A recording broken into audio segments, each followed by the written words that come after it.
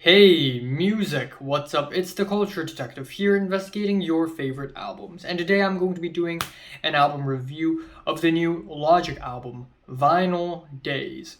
So, Logic is a rapper who is quite popular and who pretty much needs no introduction at this point. And this is his latest album, Vinyl Days, which is also his last album in the Def Jam record label. Now, Logic isn't exactly a great rapper. In fact, Logic has released a few albums that I consider are some of the worst of the years that they are released in, especially when he released two very awful albums back to back. Supermarket, which is his very strange, cringy, and very campy attempt at pop music, and Confessions of a Dangerous Mind, which has some really poorly written and poorly produced tracks. And after that low point, Logic kind of reinvented himself back again with No Pressure.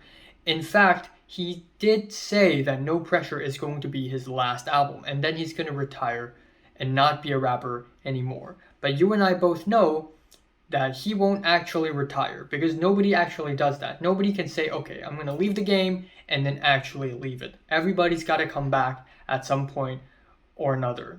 It's bound to happen. So after No Pressure, which is, by the way, a huge improvement, we have some mixtapes, and then we have Vinyl Days, which is his biggest album to date and also his final album in the Def Jam record label. This album is 30 tracks long and it is 1 hour and 12 minutes long. It's really long. I mean, there are a bunch of interludes, but even without the interludes, it's still very freaking long. And Logic is basically in his usual self on this album. He doesn't try anything wacky, he doesn't try anything fancy and crazy. This album is basically meat and potatoes, front to back, solid Boombap music.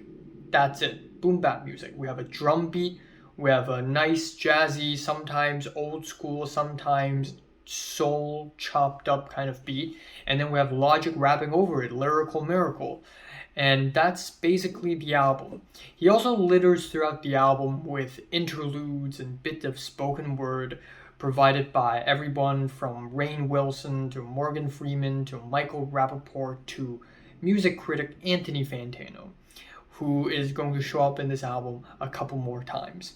Now we have the album opener with Morgan Freeman, and then we have the track Tetris with the dusty vocals, the crispy boom bap beat, and the very intense, fast-paced flows. It sounds really good, it sounds really solid, and is a good opener. And then we have In My Lifetime featuring Action Bronson. And Action Bronson's feature is really energetic. I also really like the skippy East Coast beat. Then we have the track Decades, which is more of a melodic cut, but with a snappy hook, and Logic sounds really fresh and energetic and passionate on this track as well. Very solid first three tracks. Then we have the next few tracks where the album does get a little weaker. We have Black White Boy, which has a hard-hitting beat and a crazy flow, but in my opinion, it's a little stale because of how brief it is and how the flow just doesn't really change throughout the track. On the track Quasi, Logic basically begs Madlib to rap, not only as his alter ego Quasimodo, but himself rapping. And we have Bleed It, which is basically a Beastie Boys worship track with the spacey beats and the reverby vocals. It's a shameless ripoff, and Logic is really self-aware that it's a ripoff, but it's still a ripoff nonetheless. And then we have Ladanda, which is honestly one of the more notorious tracks on the album, because on this track he spends an entire verse against Anthony Fantano, the YouTube music critic, which has caused a bit of noise and a bit of discussion on the internet surrounding this album. On that verse, he raps about fantasizing about choking Anthony Fantano to death, and he also does say that he is grown from this mentality now. He's not this hateful person anymore, and he sort of understands that it's just his opinion now. But it's still a really weird track. It still feels really weird. It's still a very uncomfortable track, And as a YouTube music critic myself, I hope nobody does that. I hope nobody thinks that, writes that in a song, or do that to me. That being said though, the phone ringing beat and the flows, they're really nice. Then that is followed with Clouds, which is a pretty bland trap rap track with a very mild instrumental, definitely one of the weaker moments on the album. But the album quickly picks itself back up with the one great track after the next. We have Therapy Music featuring Russ. Now, Logic and Russ, both are very similar artists. Both have had their low points, but together they sound amazing on this track. On this track, lyrically, it deals with the impact of anxiety and industry pressures, and the performances are really heartwarming, they're really sincere, and it's a really good, solid track overall. Then we have the track Rogue One, which is an absolute banger with an old school bassy beat. Logic sounds really fresh on this track, which is really nice. The track Breath Control is kind of brief. Wiz Khalifa sounds pretty sleepy on this track, but it's still pretty alright. It's decent at best, I guess. Nardwuar, I'm happy there's a track dedicated to Nardwuar. You know, Nardwuar is such a legendary figure at this point in the music industry, and I'm really happy that someone made a whole song titled Nardwuar. And I also think the beat and the performances are really loose on this track. Like they just don't come together all that well. Kickstyle, great chemistry between multiple guest features here. Nice beat, solid. Early Bird is a nice funky interlude. And then we have 10 Years featuring Royce da 5'9". And he's amazing. His rhyme schemes and his flows are really fiery. And then we have Porta 1, where we have another shameless ripoff. This is literally a Wu-Tang Clan ripoff. And it's so Wu-Tang that the track features RZA. Right? Features RZA. Yep, it features RZA because it's so Wu-Tang that you have to invite a Wu-Tang member to be on it. Otherwise, it's just too shameless. But it's legitimately good. I like the beat. I like the old schoolness of the track. And I'm happy there are tracks that sound like this getting released in 2022. Introducing Nezzy is a track that introduces Nezzy, which is this new coming rapper. And apparently Logic found her on TikTok. And her performance here is really solid, really animated. That's what I want to say.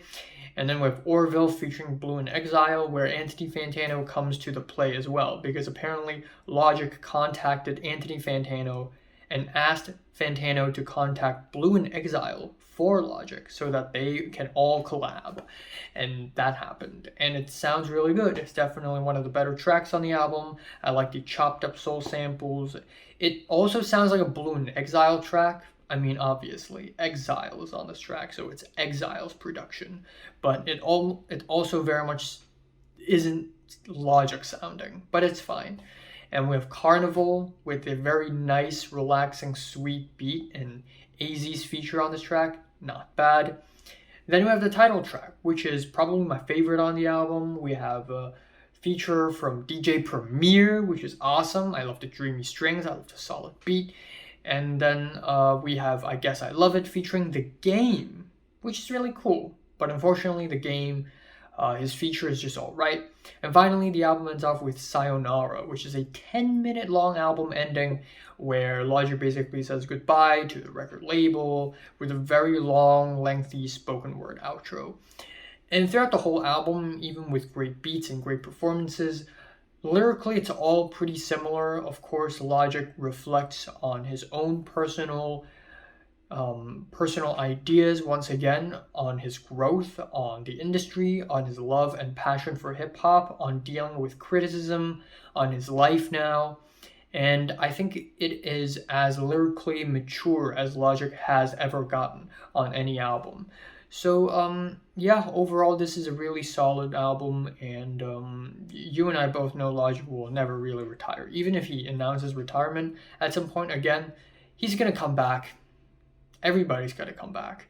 So, yeah, Logic's new album is pretty solid. I wish it's a little shorter, but you know what? This might be Logic's best album to date.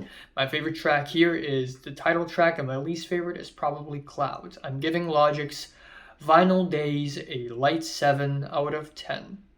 So, have you listened to the latest Logic album? From 1 to 10, just rate it, like it, and subscribe if you want more. And thanks for watching. I actually planned to review Perfume Genius today, but I don't think I have the time now, so I'm going to do that tomorrow. And then aside from that, I'll probably do a mini albums review where I review Foles, Delazir, Cult of Luna, JER, Angel Olsen, Artificial Brain. That's a lot of music. Maybe Boldy James, Fire Tog,